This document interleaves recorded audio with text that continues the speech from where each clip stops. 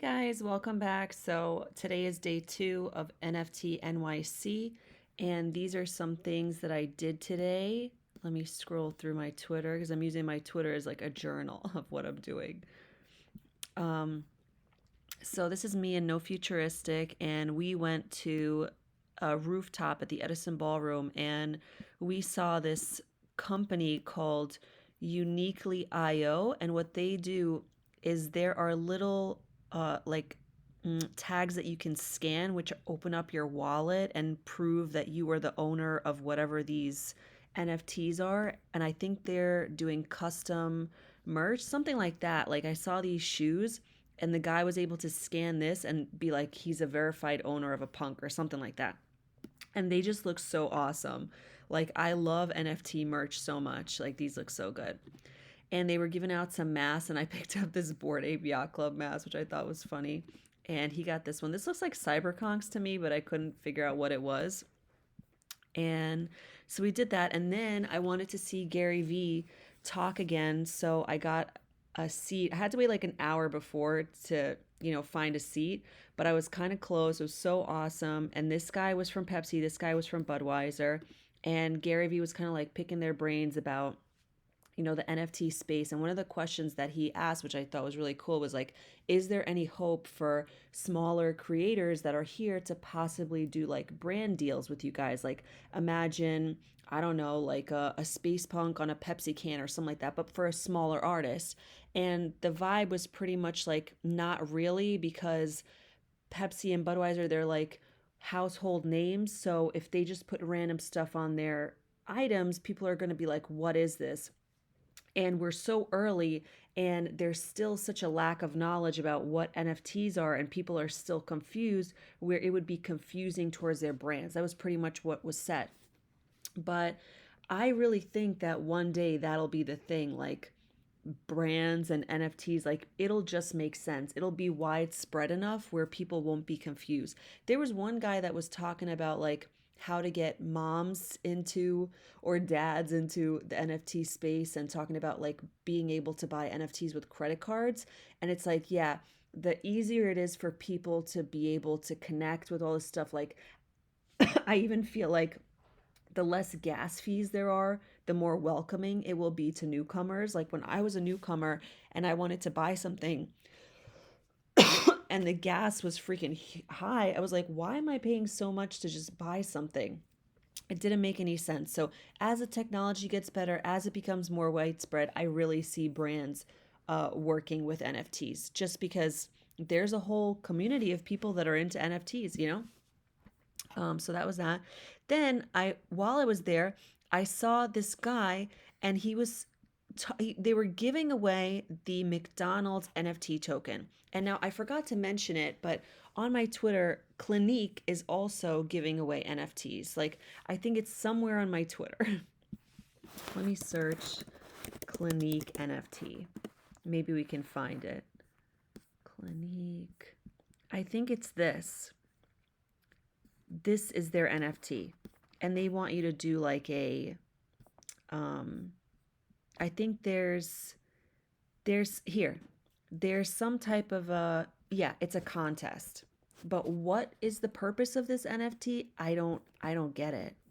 Like I don't get why big brands are making NFTs, because the NFTs that big brands are making are not the same as like the 10K profile pictures that I call the stock market of pictures. Like what is the point of their NFTs? They're just jumping into the space for what? Like what am I going to do with this? So I was asking the guy, like, what is the utility of this? Like if I go into a McDonald's, do I get like a free cheeseburger or something?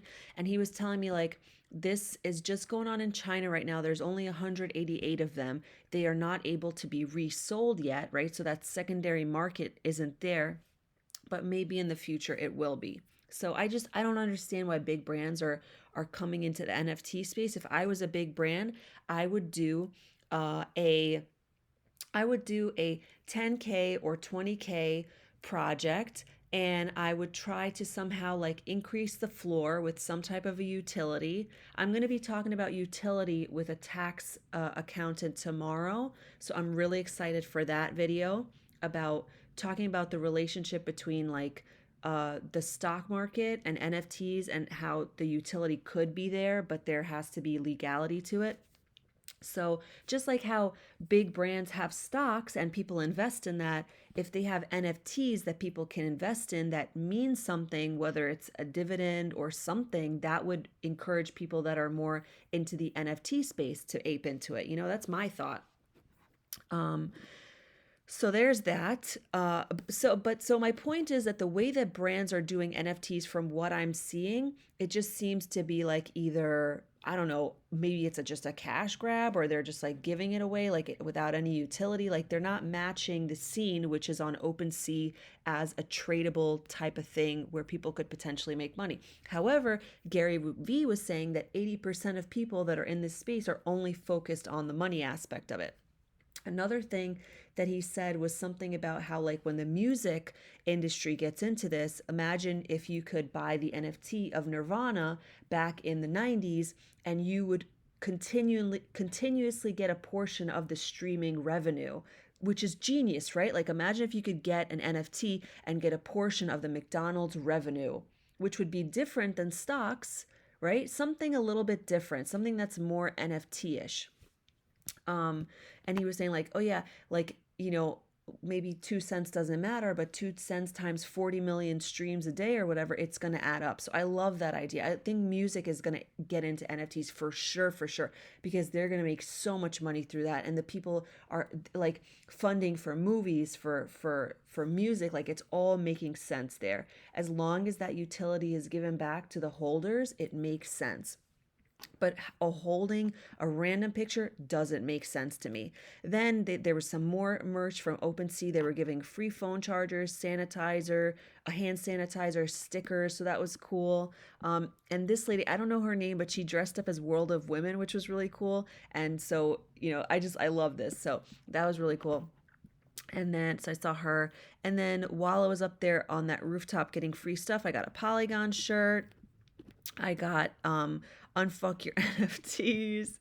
This one was like a silk screen, like they actually print it right then and there, which was really cool. And this one is a level 1 blockchain company that is in China. So really cool. I actually wore this shirt to the gym today. And then, of course, the secret wine party is happening tonight. Gary Vee is going to give a whole bunch of wine. The location's going to be announced later. It's super exciting. I'm hoping that I can at least like approach him and say, thank you. Thank you for telling me about TikTok. Thank you for telling me about NFTs, even though I didn't understand at the time. Thank you for telling me about reselling in his YouTube videos, trash talk. Like, this man is ahead of his time. He is my North Star. He knows what he's talking about, and I really value what he gives to his community for free. So he deserves a big thank you. And it was, you know what, when I think about like the ticket price of like, as a latecomer, NFT NYC was $500 for me. Seeing him talk twice and possibly going to a secret wine party with Gary Vee is just insane. Like, super insane. So I'm excited about that. And I think that's all I have to share. Let's take a quick look at the top percent gainers list and see what's going on just to finish off our day. They are holding up. There's a lot of Bored Ape Yacht Club people around here, and it's so cool, like, to just be like, hey, what's up? I feel like I saw them the other day, but they're not really moving. V Friends holding their value. They were up to 16, so they've come down a lot. So if I had 9 ETH, I would buy one. Dead Fellas has fallen from like 1.5 to 4.5. That's interesting. Desperate Ape Wives, they were in the 30s, and I was like, oh, they're going down. But now they're in the 50s. So that's kind of, they're holding their value. People are interested in this project, which is interesting. What is this? Fantasy Islands. Sandbox is some type of a thing where NFTs live, but it's like I don't even know what to call it. Like land or something. I don't get it. It looks like that's it. That's all I have to say for now. Tomorrow is pretty much the last day of NFT NYC. I will report back tomorrow if I got into the secret wine party. Remember to leave a comment because it helps the algorithm. Like, it really helps my channel if you guys like the video and if you leave a comment. And don't forget to subscribe. I do a lot of NFT videos. I have my NFT playlist where you can watch all of them. I think there's like 50 videos at this point. So that's really cool. And that's all for now. And I hope you guys have a good day, and I'll see you later. Bye.